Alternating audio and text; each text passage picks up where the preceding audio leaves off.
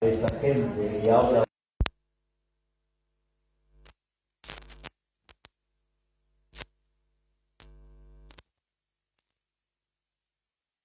Bien que nos acompañan, nos siguen y bueno, y cuando están con necesidad se comunican conmigo, hablan conmigo, mandan mensajes. Y ahora estaba la hermana Norma, ¿no? Enferma, yendo a la guardia, un problema en su cuerpo y pedía que hagamos una oración. Así que al final, cuando estemos orando, acuérdese orar por la hermana Norma en Neuquén, por la hermana Palomo también, están en aquellos lugares. Son familias grandes, la hermana Norma es la pariente de la hermana Alejandra, ¿no? Ya que un hermano de la Alejandra estuvo casado con un hijo de la hermana Norma, Norma Arrieta. Ellos se habían ido a Tucumán, de Tucumán fueron a parar a Neuquén. Y allí están trabajando todos, hijos, nietos, una gran familia. Y siempre están en contacto mandando saludos a la iglesia, pidiendo oración. Así que no se olvide orar por ellos, no se olvide orar a los hermanos de Juan de Santa Cruz, también un grupo de hermanos. Pablo estuvo hace poco con ellos en algunas reuniones. También nos estamos orando por los hermanos de San Luis, también siempre están en contacto con nosotros. Un saludo, hermano Daniel Centeno, su esposa Fabiana, hermano Sergio y hermana Lorena también están allí en San Luis. En la cantidad de familia también están pidiendo que se pueda abrir una obra también en San Luis. Bueno, pero el tema son los obreros, ¿no? La obra es mucha y los obreros son pocos. Así que ore que el Señor mande obreros para la obra del Señor. Gente que quiera ponerse en las manos del Señor y quiera trabajar, servir a Dios. Hay lugar para hacer algo para el Señor, ¿no? Mucho lugar, muchos pedidos, así que le pedimos sus oraciones y mandamos un abrazo para todos los hermanos. Hermano Julio está recibiendo una iglesia a pocos kilómetros de la iglesia nuestra de Campoviera, se está agregando un templo con congregación, donde el pastor abandonó, el pastor fundador falleció y vino un pastor nuevo y ese pastor nuevo no quiere atender ese lugar, así que quieren pasar con nosotros, estamos en conversaciones, le pedimos oración y hay otras familias también en otro lugar a unos 30 kilómetros de Campoviera, un lugar que se llama San Vicente, donde ya estuvimos alguna vez poniendo el pie y no se dio, y ahora en los caminos del Señor está volviendo ese pueblo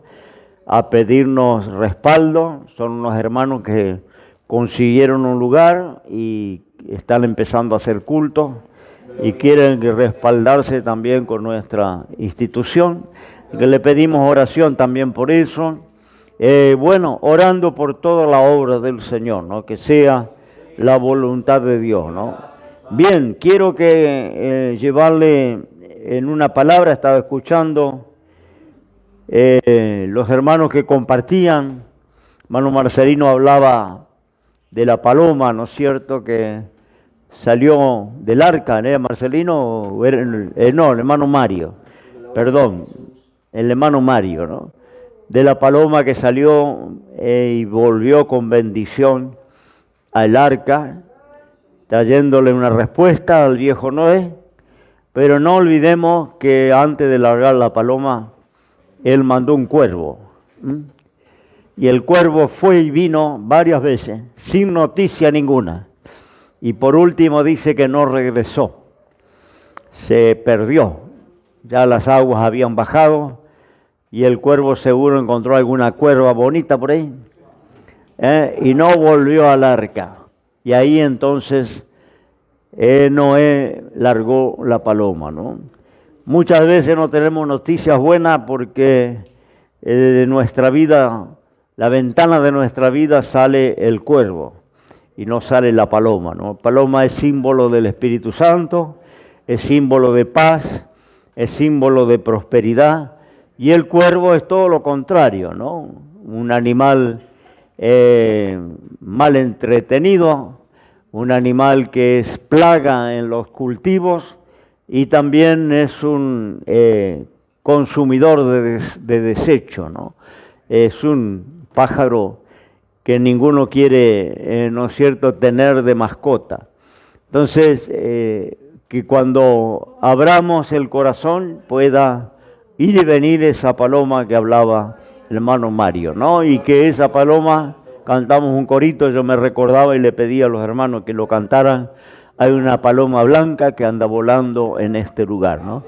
Es símbolo del Espíritu Santo y que el Espíritu Santo esté en nuestras reuniones, en la alabanza, en los testimonios, en la predicación, cuando nos juntamos, cuando las hermanas trabajan, cuando los niños, cuando los jóvenes, cuando se hace la radio, necesitamos esa paloma que siempre esté volando en este lugar, ¿no? Vamos a la Escritura, al mensaje de hoy. Quiero hablar sobre la obediencia incondicional de un hombre y también la gracia inconmensurable de parte de Dios, ¿no?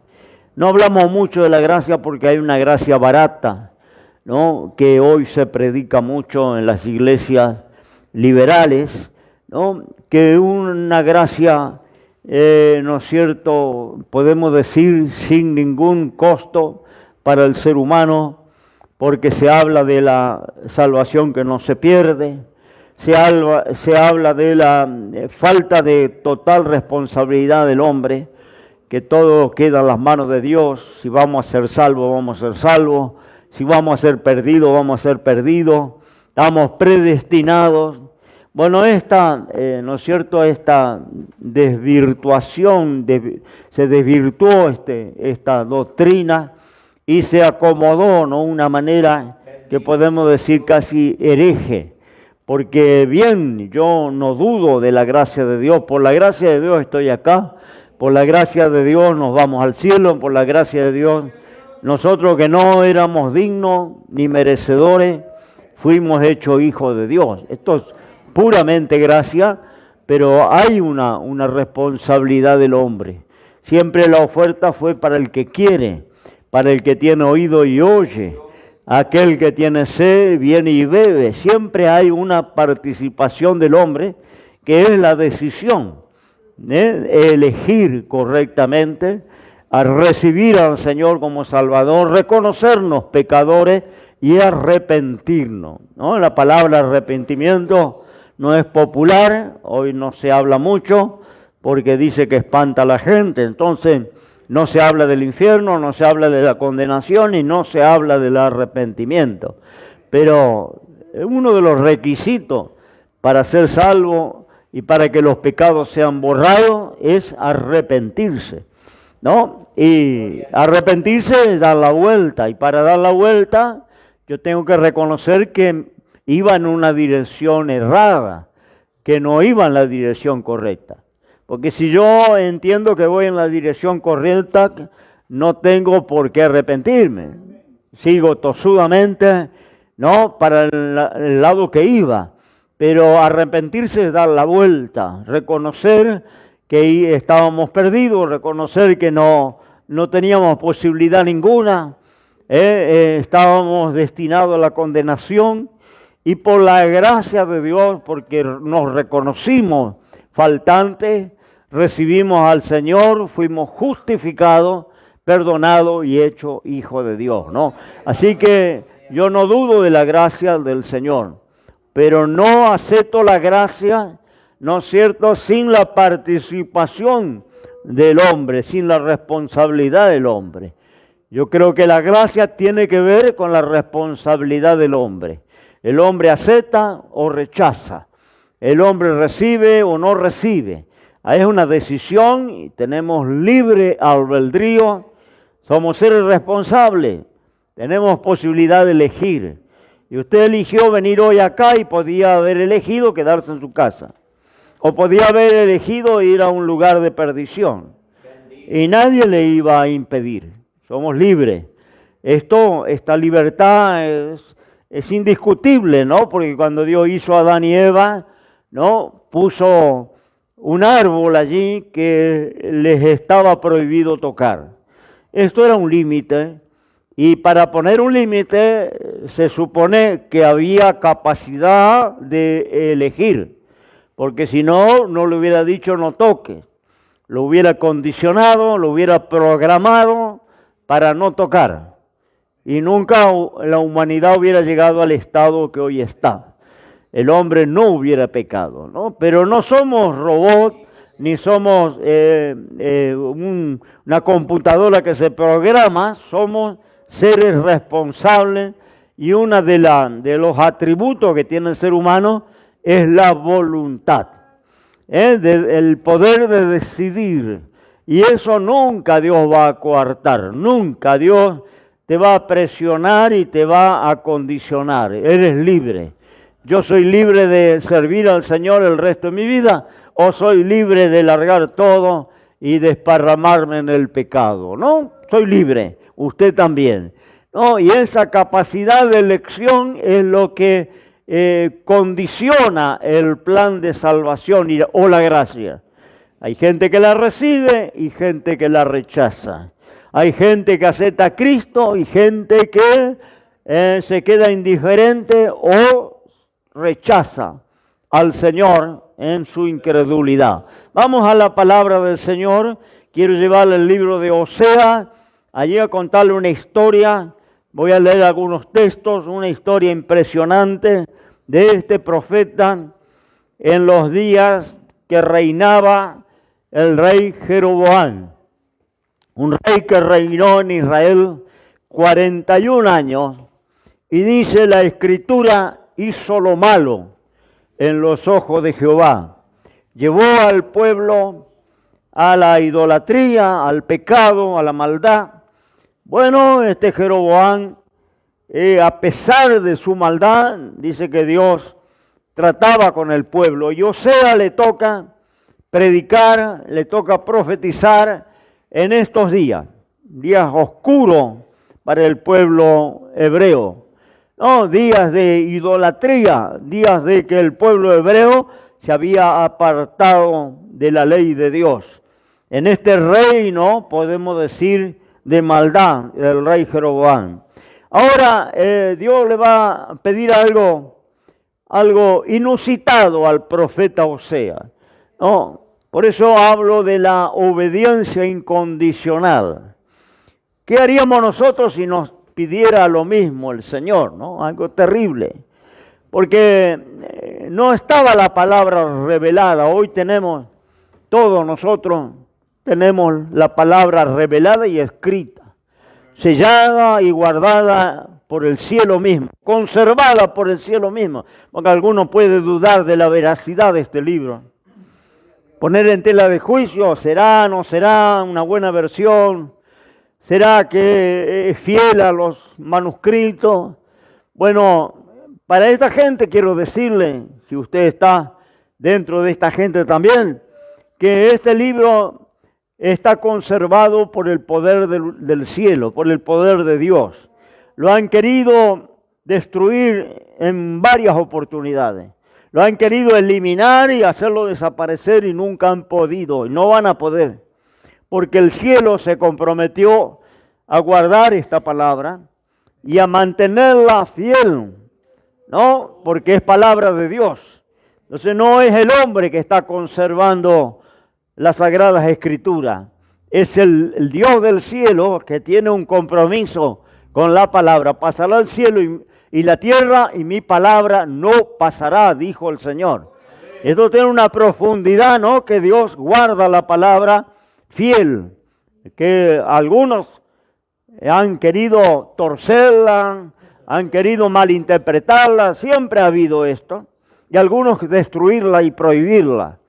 Pero vuelvo a decir, es imposible, porque está preservada, sellada por el cielo, por el Dios del cielo. Entonces, no dudo que es palabra del Señor, pero no existían los días de los profetas, no había.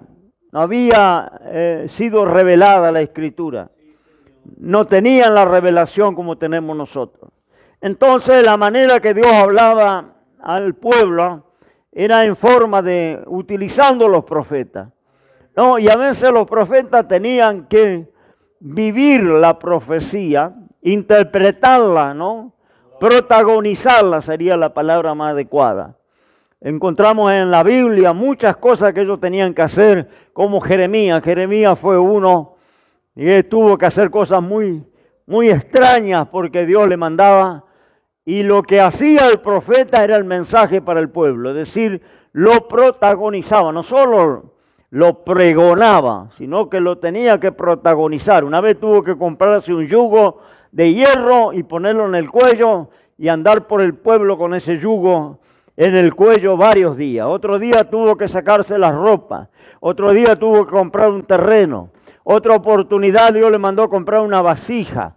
En otra oportunidad yo prediqué sobre eso, le mandó comprar un cinto de lino y ese cinto lo tenía que enterrar a la orilla del arroyo y después tenía que ir y desenterrar ese cinto. Es decir, no solo era pregonar la profecía, sino que la tenían que interpretarla, protagonizarla, haciendo cosas.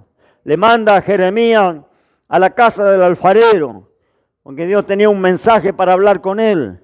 Le manda a Jeremías conseguir higos, 2 cestas de higos, ponerla delante del altar. Higos buenos en una cesta e higos malos en otra cesta. También he predicado sobre eso. Y luego le pregunta qué era lo que veía. No, le manda a servir vino a una familia. Mire, como que Dios me mandara a mí que traiga para el sábado que viene unos cajones de cerveza o que traiga unos cuantos botellas de champán y le sirva a los hermanos, ¿no?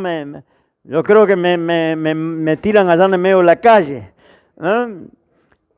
o me cuelgan en la plaza de Granbur.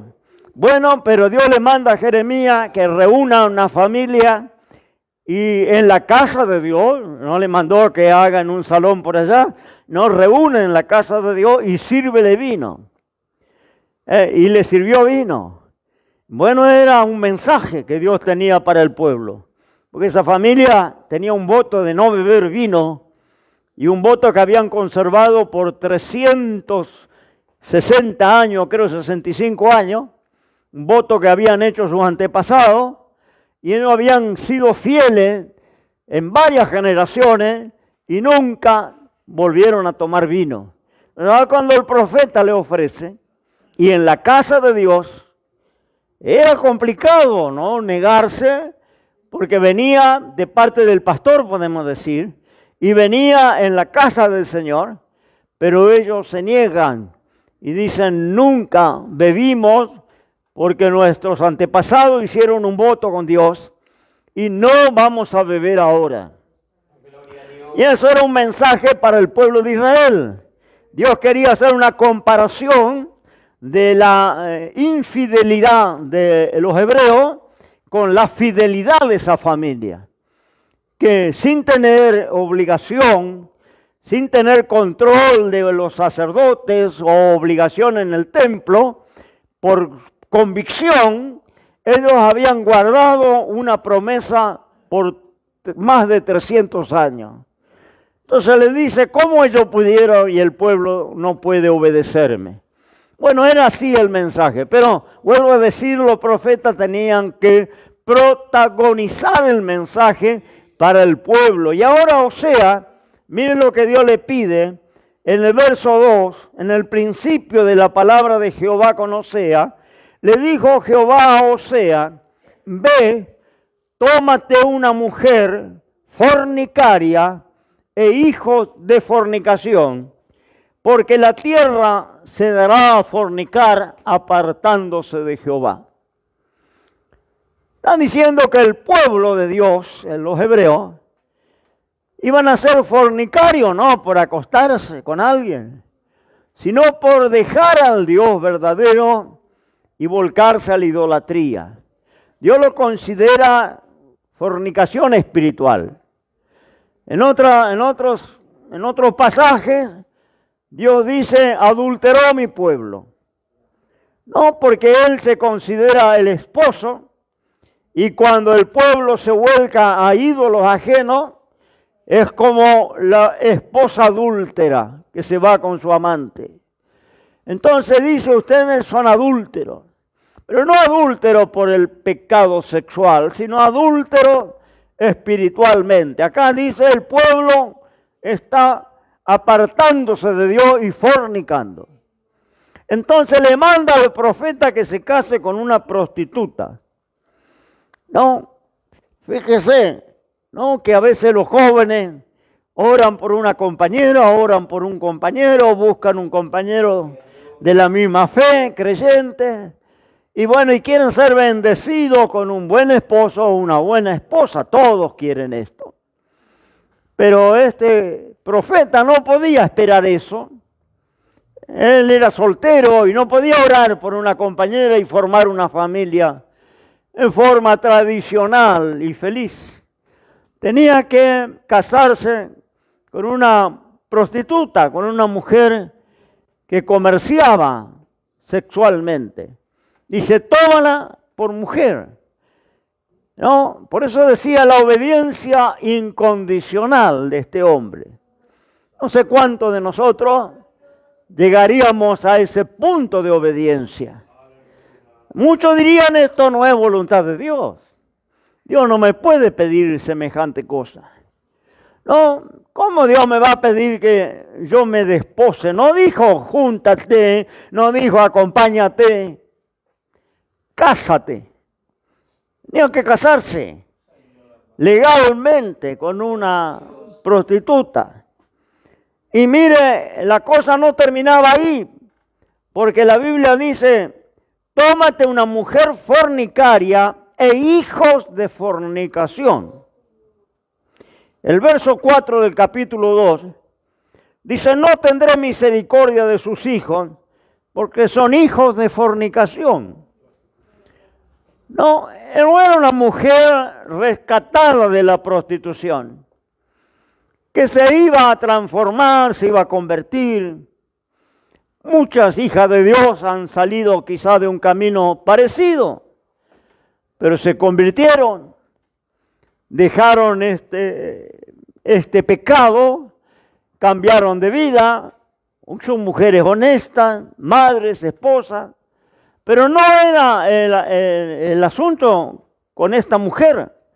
Ella seguiría siendo prostituta, casada con el profeta, y tendría hijos de fornicación, dice la Biblia. Entonces se embaraza, tiene su primer hijo, se llamaba Gomer, esta mujer. Tuvo su primer hijo, el verso 4, y le dijo Jehová, ponle por nombre Jezreel, porque de aquí a poco yo visitaré la sangre de Jezreel sobre la casa de Jehú y haré cesar el reino de la casa de Israel. Le tiene que poner por nombre Jezreel, que significa Dios dispersa, Dios desparrama. No era Jehová reina el nombre, no era la bendición de Dios, no, el nombre era Dios dispersa, Dios desparrama. El nombre de este primer hijo, y Osea, el supuesto padre, tenía que aceptar este hijo de fornicación. Quiere decir que lo tuvo con algún nombre, no era de Osea, ¿no? Y el nombre ya indicaba ruina, destrucción. El primogénito ya era un símbolo de dispersión, de desparramo que vendría sobre la casa de Osea. Bueno, Osea no solo tiene que aceptar esta mujer que se entregaba por dinero a otros hombres, sino que cuando queda embarazada tiene que recibirle con su embarazo, y cuando nace el primer hijo que tiene, lo tiene que recibir como propio, sabiendo que era hijo de fornicación, que no era de él. ¿No? Y se embaraza por segunda vez, el verso 6, dice, la segunda vez parió una hija y le dijo Dios, ponle por nombre Lo-Ruama. Lo-Ruama significa sin compasión. Sigue la maldición y la desgracia en la casa del profeta, ¿no? Dios dispersa al primer primogénito. Luego una hija, mujer, y le tiene que poner, Dios le da la indicación, ponle por nombre la no compadecida, la sin compasión.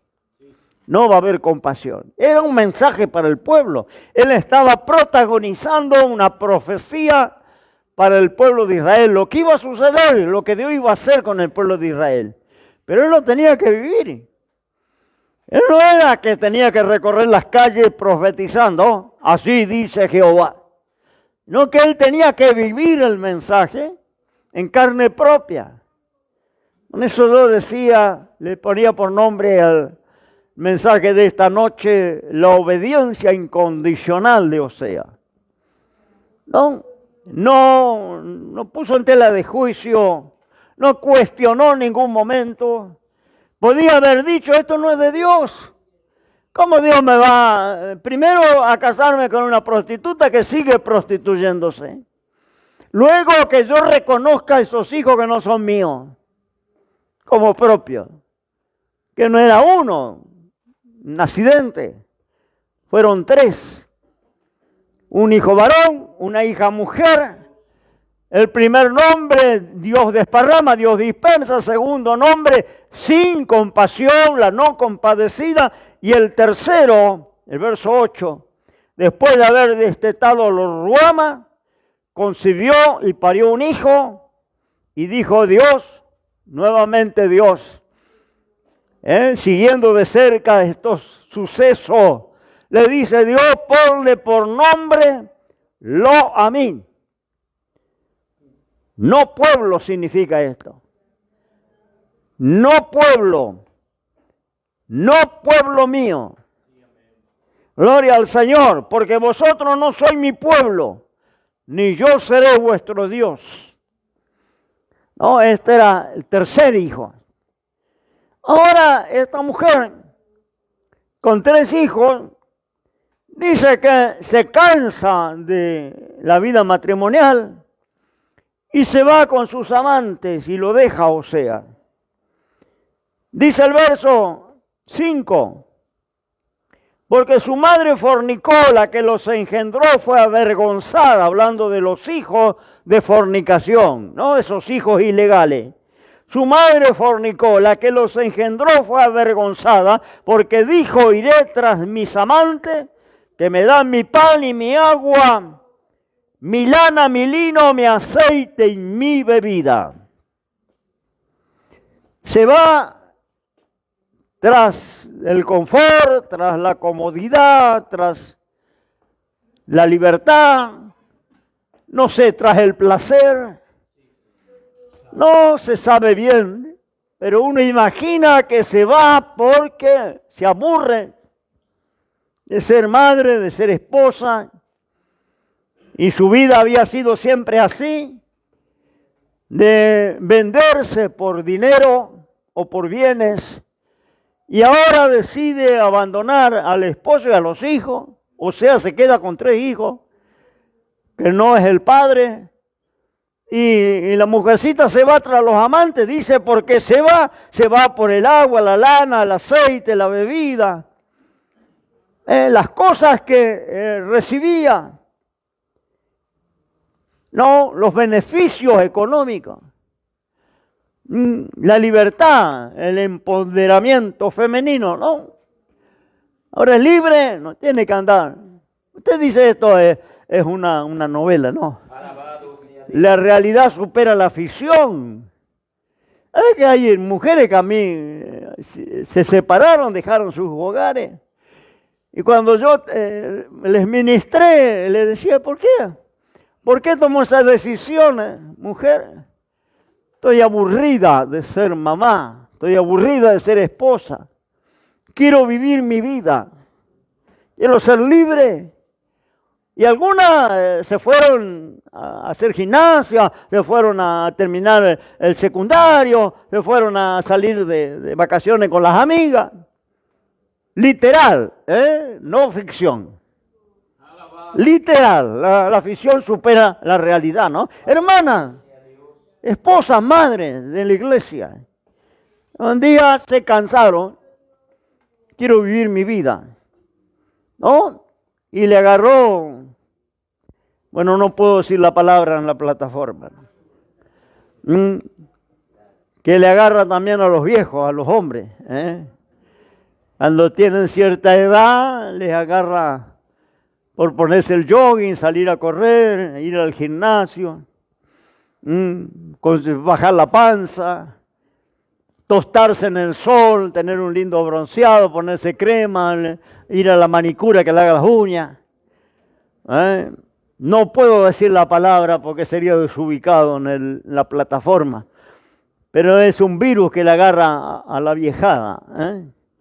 Alabo el nombre del Señor, ¿no? Se cansan de ser viejos, quieren recuperar los años que pasaron, ¿no? Y aunque se tiñan las canas y se metan botox para las arrugas, los años lo tiene igual, ¿no? Y se echa de ver. A veces miro cuando le agarra la viejada esa, ¿no? A las mujeres, son rubias, platinadas, se ponen de toda clase de pintura, pero usted le ve los brazos y se da cuenta que ahí están los 60 años, por más que tenga el pelo colorado, ¿no? Y con los hombres lo mismo, ¿no? Le ve la barriga, le ve la espalda y se da cuenta, aunque tenga el pelo color azabache, ¿no? Los años están en los párpados, los años están en la comisura de los labios, los años están en las manos, ¿no? Se ven los años y eso no se puede cubrir, no se puede tapar, ¿no? Por más cirugía que hagan, ¿no? Y les agarra eso a veces a mujeres y hombres, gloria al Señor, y parece que esta Gomer se cansó, ¿no? 3 hijos, un esposo, y dijo, se fue tras de los amantes y abandonó el hogar. Y le fue mal, porque Dios dice por allá, en el verso 6, yo cerco tu camino con espina y con seto no hallarás sus caminos. Es decir, tenía una oposición que era Dios, que le iba a estar impidiendo que le fuera bien. Que le iba a estar cerrando los caminos para que no le vaya bien y no le fue bien. Los amantes se cansaron, vinieron los años para Gomer. Y seguro Gomer se le quedó la cabeza blanca y se le llenó de arruga la cara. Y cuando perdió su belleza, su juventud, los amantes ya no pagaron para mantenerle. Y se quedó sola y se quedó en la calle. Y bueno, no solo los años vienen, sino que vienen los achaques con los años, ¿no? Seguro tenía diabetes, alta presión, palpitaciones, algún artritis, algún reuma por allá. Una vida como ella llevó no era gratuita, ¿no? Y ahora estaba enferma, flaca, sin familia, en la calle. ¿Y sabe dónde va a terminar esta mujercita? Va a terminar en un mercado de esclavos. Y los mercados de esclavos eran públicos, ¿no? Se armaba una tarima y ahí venía un rematador. Se presentaba la mercadería. Y la gente rica iba, como se compra el ganado, iba a comprar esclavos. Entonces cuando compran ganado, miran la raza, miran la alimentación, miran la musculatura, miran el porte. Ahora en la rural hay una exposición. ¿Y sabe para qué esa exposición? Para vender. Se venden, ¿no es cierto?, el esperma de los toros campeones. Y a veces ese esperma se va para otro continente. Gente rica, hacendado, viene y compran las razas. porque son razas puras, razas buenas, y miran y observan y le ven el pédrigue de esos bichos. Entonces ahí se maneja fortuna. Porque para ahí un caballo de carrera, el esperma vale fortuna, porque puede tener cuantos hijos capaz del otro lado del océano, del Atlántico, ¿no? Con hacendados estancieros que quieren mejorar la raza, ¿no? Y el mercado de esclavos, aunque suena cruel porque es gente, pero se manejaba más o menos igual. Los ricos que iban a comprar mano de obra para sus estancias, dice que le abrían la boca, le miraban los dientes para ver más o menos la edad que tenía, porque no es lo mismo que tenga la dentadura, que le falten todos los dientes. Miraba la musculatura, miraba la estatura, miraba, ¿no es cierto?, si valía la pena pagar para comprarse ese esclavo, ¿no? Y Gomer no tenía ningún atractivo para ser comprada. Estaba flaca, estaba demacrada, estaba con enfermedades, seguro ni dientes no tenía. No había casi oferta, era el descarte, ¿no?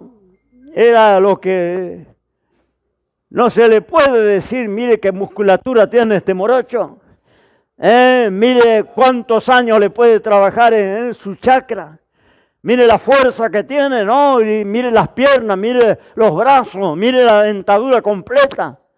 No, Gomer era un escracho, ¿no? Y ahí estaba, yo creo que ya como descarte, como, bueno, si me compras estos 2 morochos te va de regalo la Gomer, va de propina.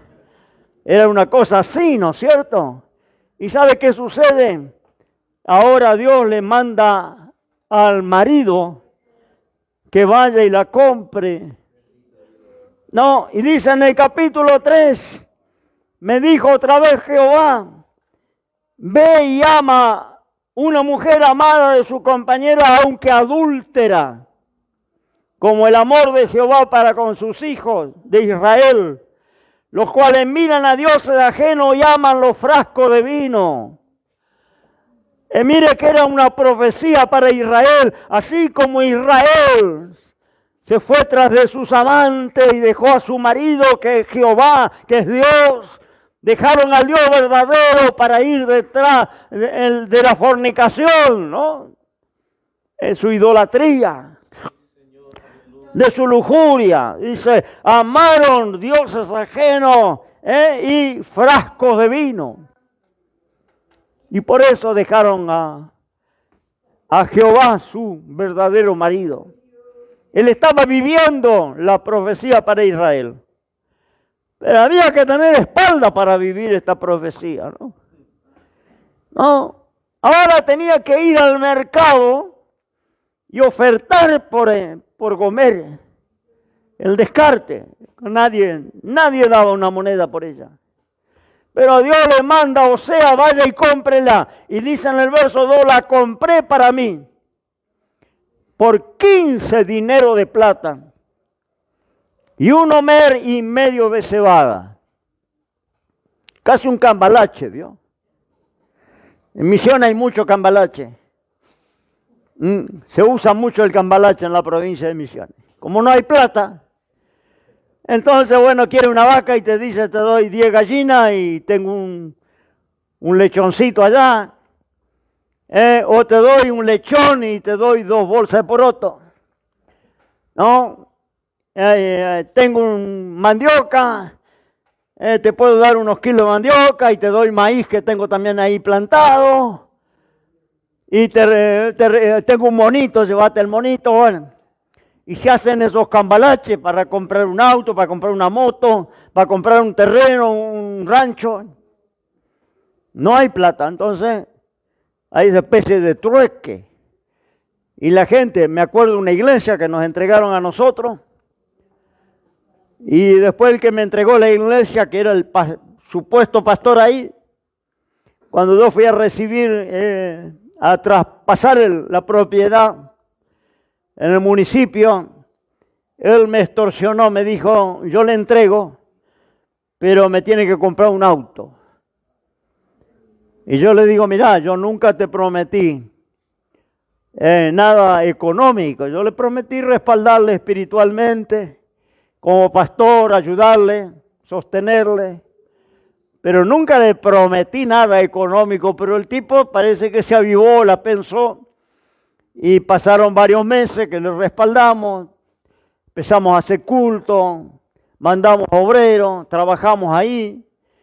Y luego de unos meses, cuando era para traspasar la propiedad, me dijo, no, si usted no me compra un auto, yo no le voy a entregar. Y yo le dije, yo no te voy a comprar nada.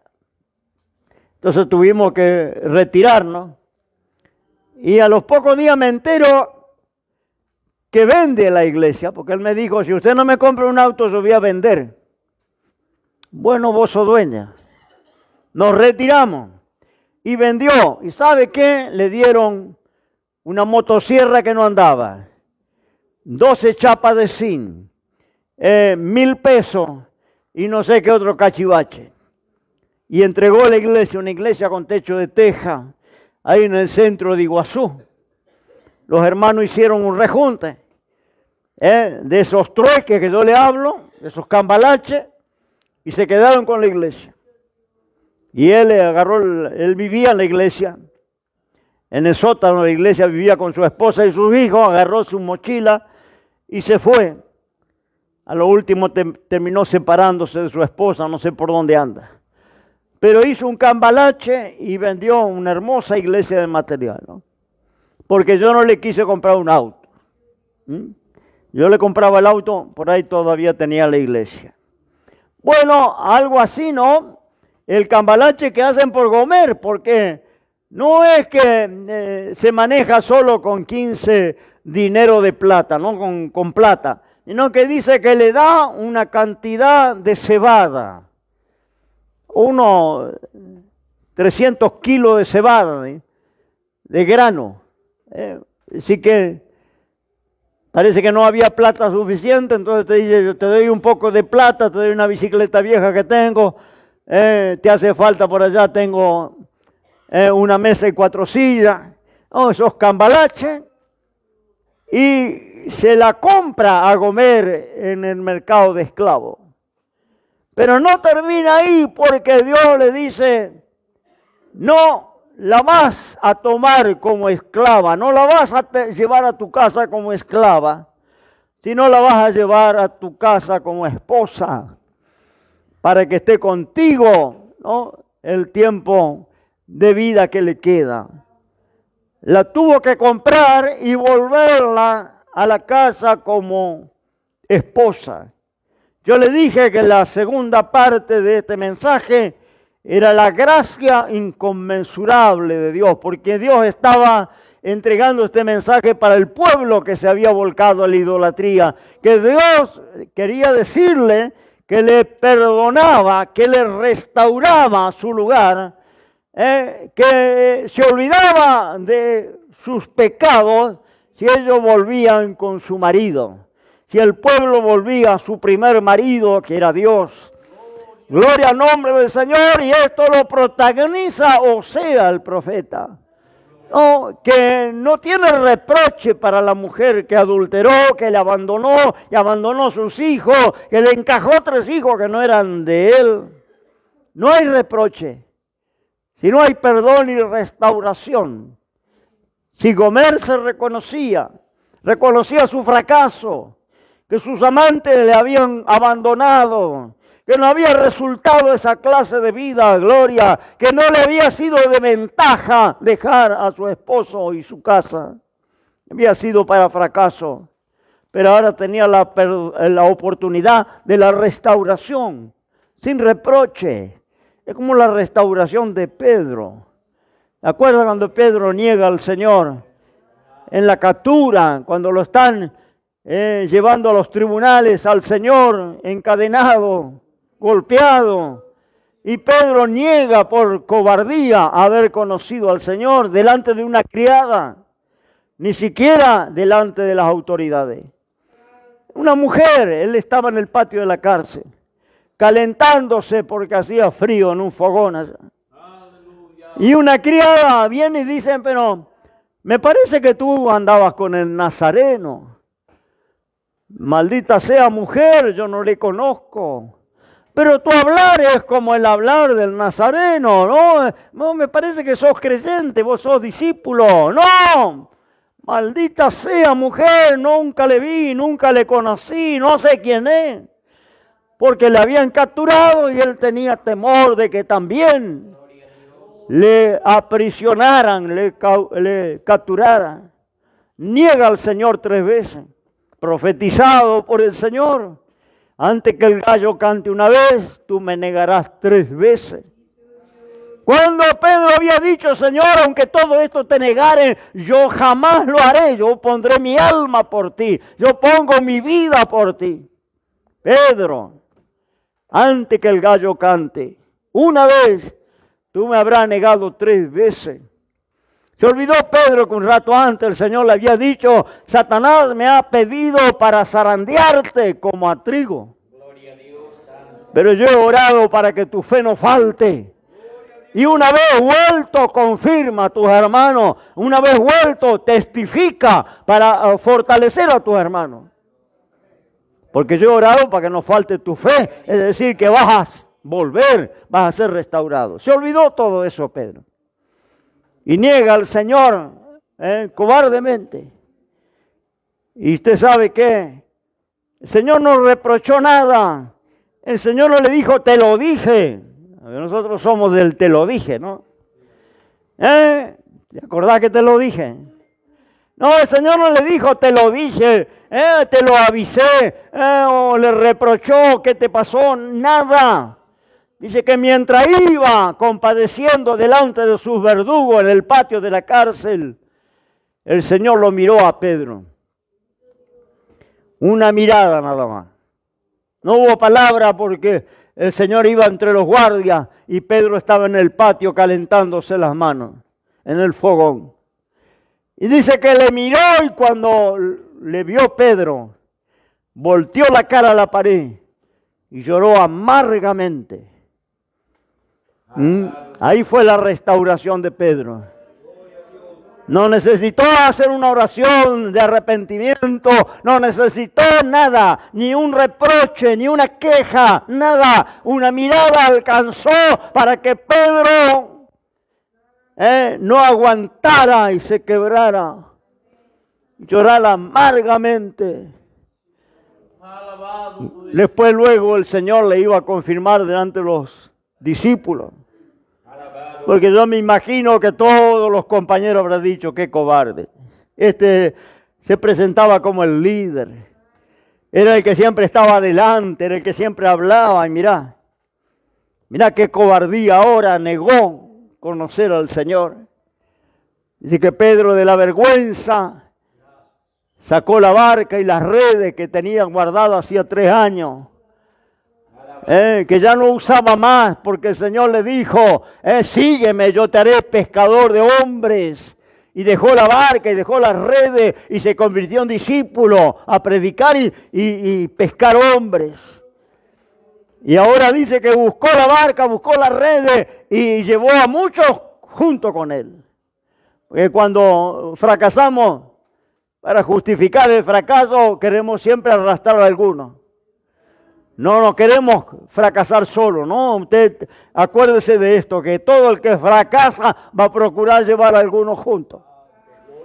Nunca se va solo, porque tienen que justificar el fracaso. Y Pedro dice que se llevó unos cuantos con él, volvieron a la pesca.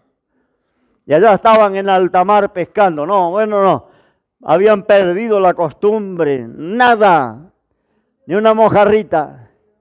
Nada, toda la noche tirando las redes, nada. Porque cuando Dios nos saca de algo, y volver a eso es fracaso. Volver atrás no sirve, gloria. Dios te sacó, gloria. Y ya no funciona como antes. Dejo todo y vuelvo a lo que era antes, ¿no? Ya no va a funcionar. Y a él no le funcionaba. Pescador de oficio. Y seguro que fueron con él también. Pero nada, trabajaron de balde toda la noche y el Señor resucitado ahora se va a la playa. Y desde la playa le dice, muchachos, estaban allá en la barca, ¿tenéis algo para comer? Y de allá le dicen, no pescamos nada toda la noche, no tenemos nada.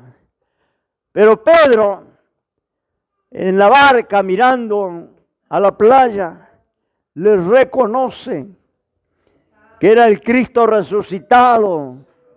Y dice, el Señor es. Dice que estaba desnudo, seguro, la parte de arriba de su cuerpo sin la túnica. Se vistió y se tiró al agua y nadando llegó a la playa. Y allá en la playa el Señor tenía un pescado asándose, ya listo para el desayuno. Gloria al nombre del Señor. Y a los que estaban en la barca, ¿no es cierto?, les dice el Señor, tiren la red. Antes que Pedro le reconozca, tiren la red a la derecha y hallaréis.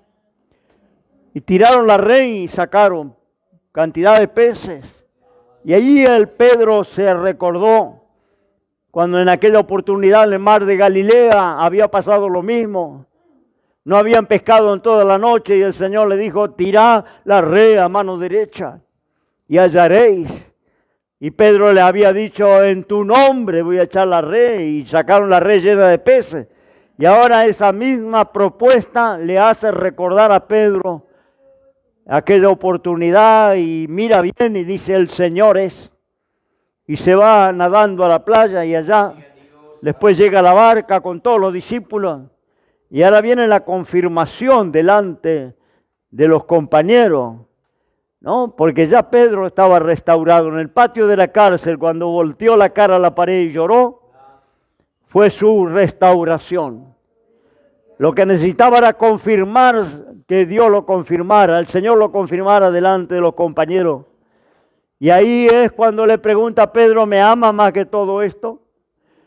Él había dicho, todos estos te nieguen, yo jamás te voy a negar, voy a entregar mi vida por ti. Y ahora la palabra es, ¿me ama más que esto?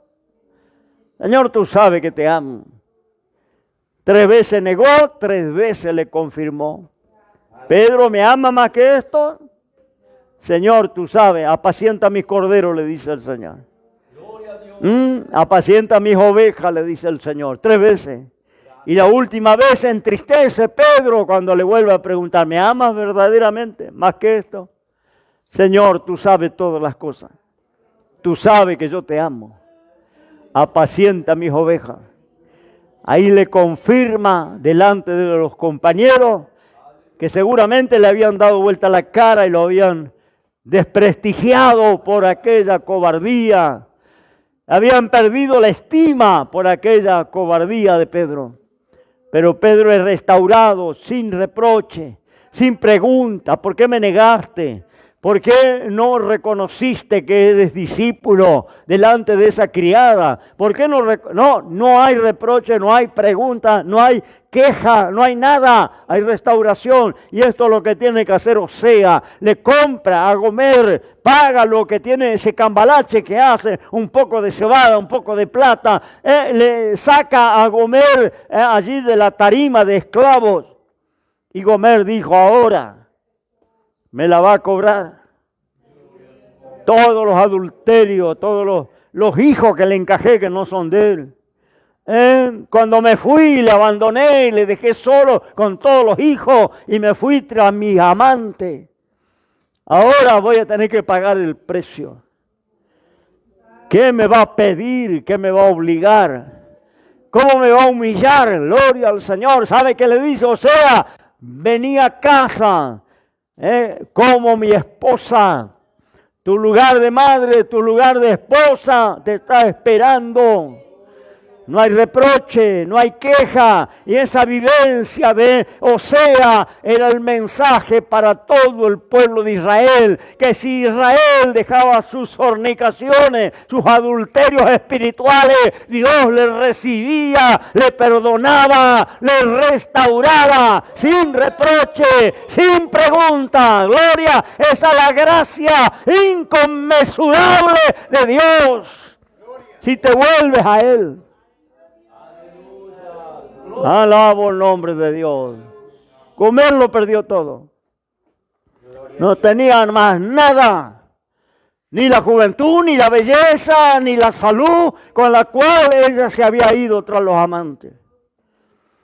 Y ahora en su vejez, en sus últimos días, volvía a su lugar y a su casa, restaurada. Ese es el Dios que restaura, es el Dios que perdona. Es el Dios que no te reprocha, es el Dios que te da la oportunidad, pero tiene que haber una parte del hombre y de la mujer. Si dejas a tus amantes y te vuelves a tu primer marido. Así dice la palabra, gloria al nombre del Señor. Tú estarás por muchos días por mía. No fornicarás ni tomarás otro varón. Tampoco yo vendré a ti, gloria al Señor. Después volverán los hijos de Israel y buscarán a Jehová su Dios y a David su rey y temerán a Jehová y su bondad en el fin de los días.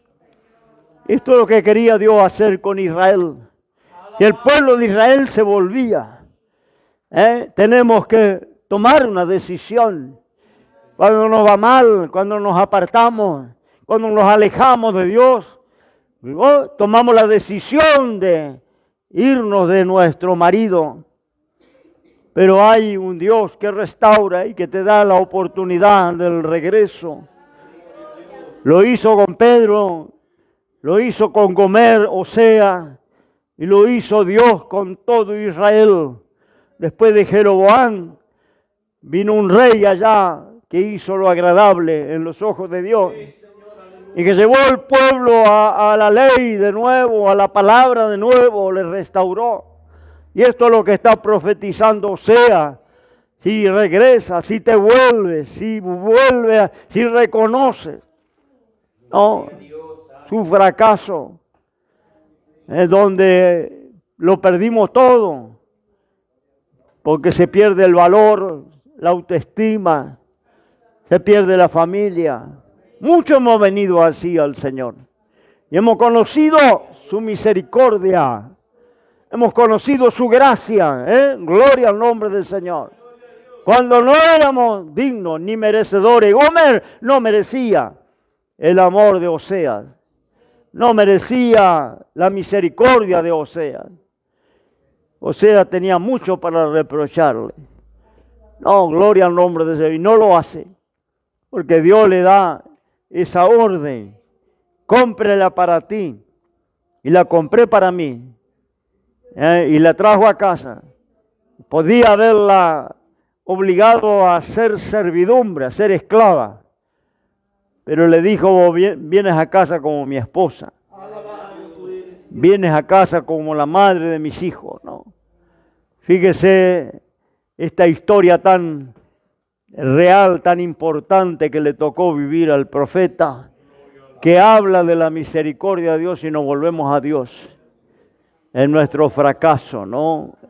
Dios no tiene reproche, recriminación, no te va a echar en cara, no se va a quejar de ti, no te va a preguntar. Te va a amparar en su misericordia y en su perdón, gloria al nombre del Señor. Te va a dar la oportunidad de volver a tu lugar que a veces perdemos por necios, como el pueblo de Israel.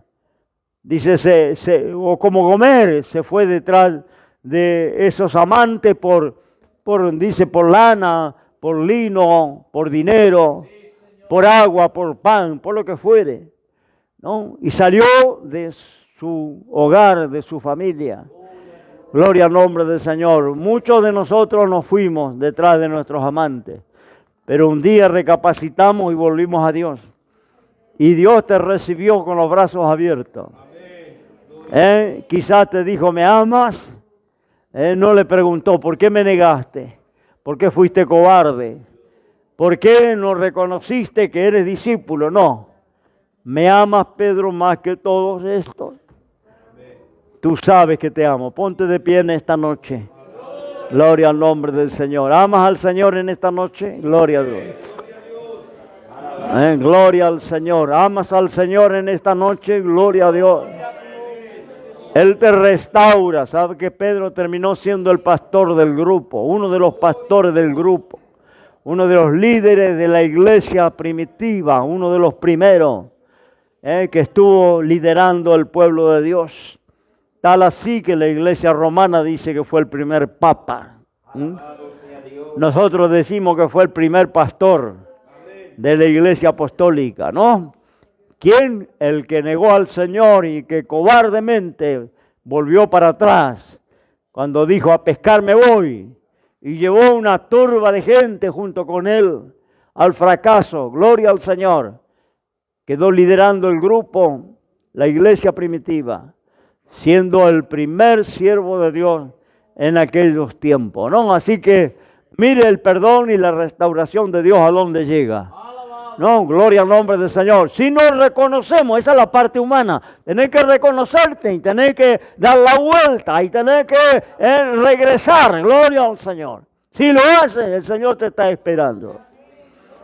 Gloria a Dios. Y va a ser una restauración completa. Pero si no lo haces, tú decides. El destino final está en tus manos. En tu decisión, en lo que hablábamos hoy, el ejercicio de la voluntad, libre albedrío. Puedes aceptar, puedes decidir, puedes volver, puedes irte. Dios no va a impedirlo. Gloria al Señor. ¿Cuántos deciden para Cristo en esta noche? ¿Cuántos deciden para el Señor? Dios te bendiga. Vamos a estar orando al Señor ahora. Padre, en el nombre de Jesús te alabo y te bendigo en esta noche y te doy gracias, Señor, por esa gracia inconmensurable, por esa misericordia infinita que nos cubre, que nos alcanza, que nos ha alcanzado para la vida eterna y la salvación de nuestra alma. Cuando no merecíamos, cuando no éramos dignos, como Gomer, quizás, Señor, una mujer que despreció los beneficios del hogar para ir detrás del pecado, Señor, hasta llevar al fracaso y a la ruina su vida, amado Dios. Pero allá en el final, tú saliste al encuentro para restaurarle a su lugar, amado Dios, y así tú harás con todo aquel que se vuelve a ti. Le estás esperando para recibirle, amado Dios, y que haya una restauración completa. Amado Jesús, te alabo, te bendigo, te doy gracias por ser parte de esa restauración un día. Amado Jesús, bendice ahora tu pueblo, los hermanos. Oramos, Señor, por estas necesidades que he presentado antes, para que tu mano se extienda allí en Neuquén, allí en Santa Cruz, allí en Misiones, allí en San Luis, en cada uno de los lugares, con cada necesidad. Los que están enfermos, levántalo, sánalo. Señor, haga milagro poderoso para confirmar la palabra que estamos predicando.